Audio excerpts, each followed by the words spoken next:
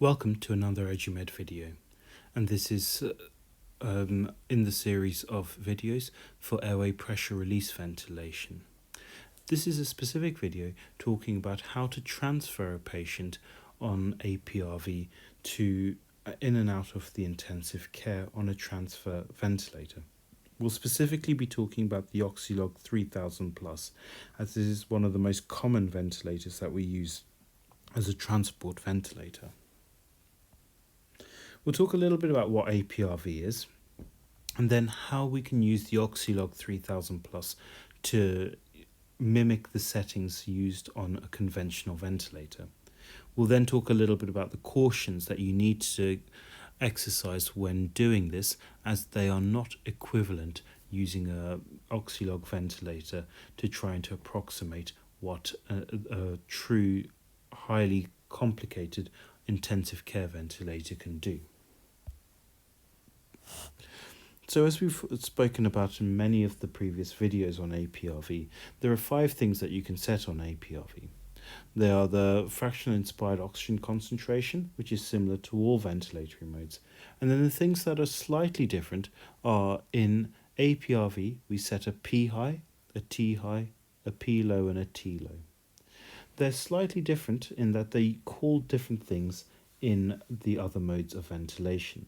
And so on an Oxylog 3000, you will have to use other settings to mimic what the APRV does. Let's think a little bit about a case that's not that uncommon to see on the units. You will be faced with a patient with a pneumonia with severe respiratory failure requiring APRV to try and maintain an adequate level of oxygenation. It's not uncommon that these patients need CT scans and cross-sectional imaging to be done, which means taking them off the unit to go down to CT. Often this happens out of hours, so you as the junior doctor covering the unit may well be the person asked to take the patient down to the CT scanner.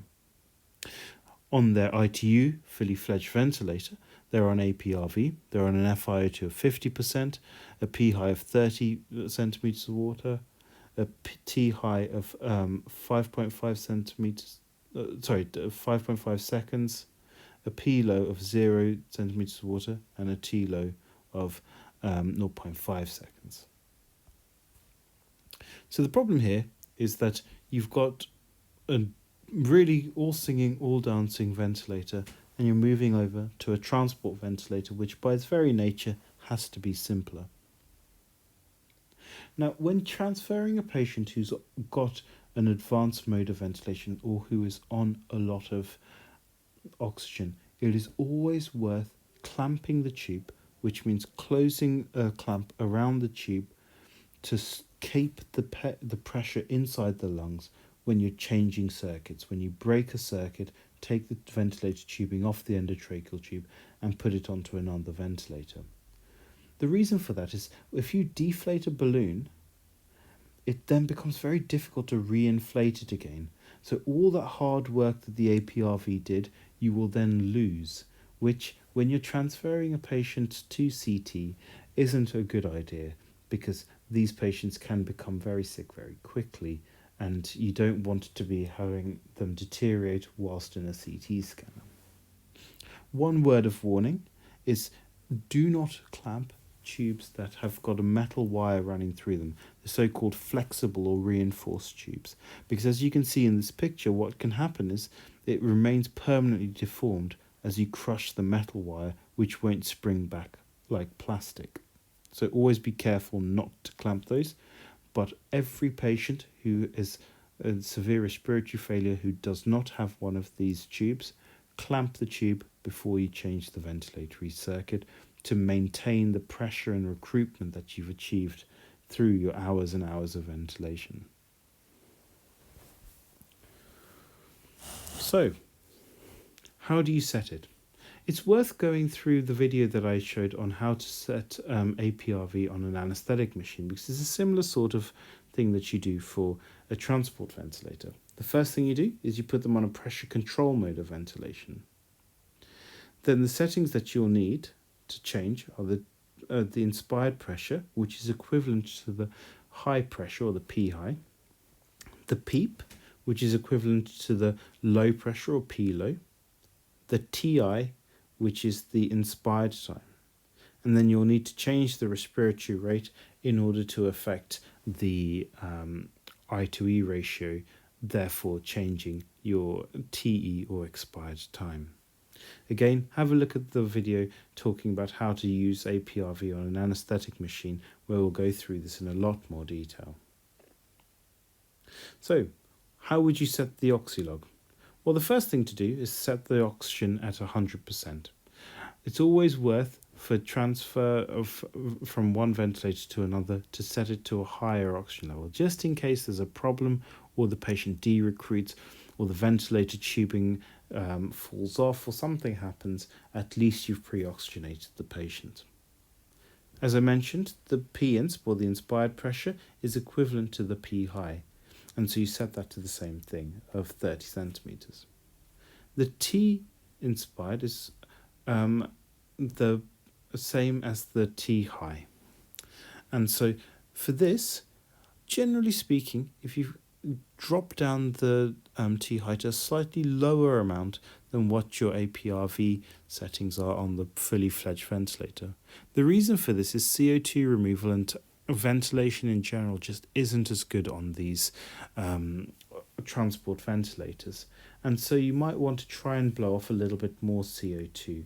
And so by reducing your T-high or time high, what will happen is you will improve that CO2 removal by increasing the number of releases per second.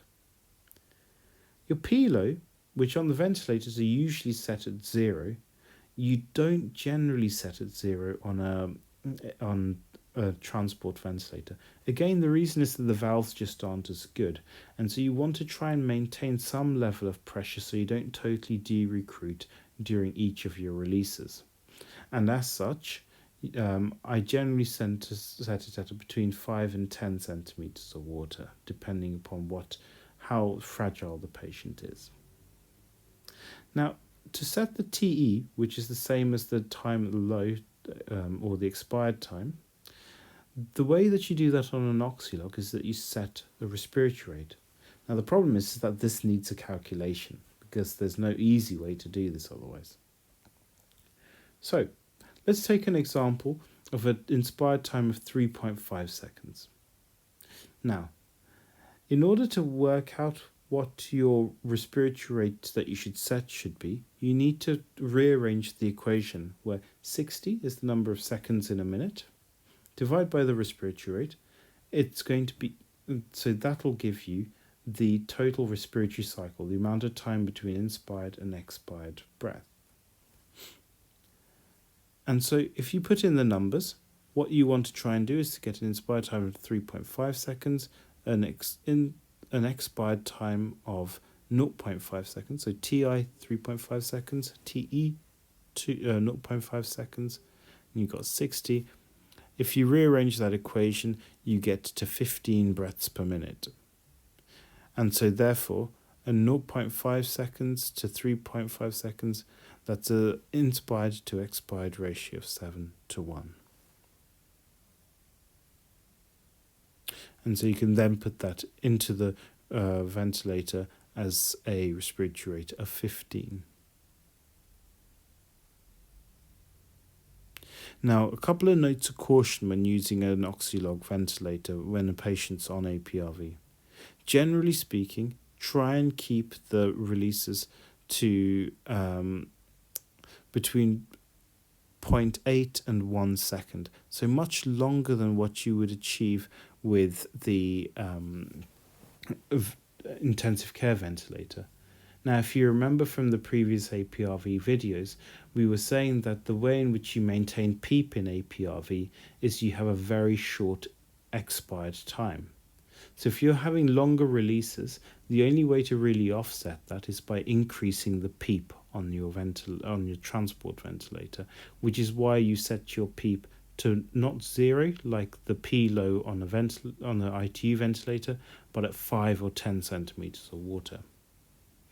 You must look at the release volumes, because you might find that they're inadequate, and the reason for that is, again, the valves on these transport ventilators aren't as good. Generally speaking, you tend to use ratios of between 3:1 to 5:1. It's difficult to use longer inverse ratios than that when we're talking about the inspired to expired ratio, just because 7:1, 10:1 can end up being problematic for CO2 removal, where again, because the valves aren't as good, you may not get as good as flow of gas out of the ventilator, and therefore the patients will start to accumulate CO2 and become hypercapnic. So this is why using PEEP instead of relying on an expired time to limit the amount of de-recruitment is worthwhile in transport ventilators.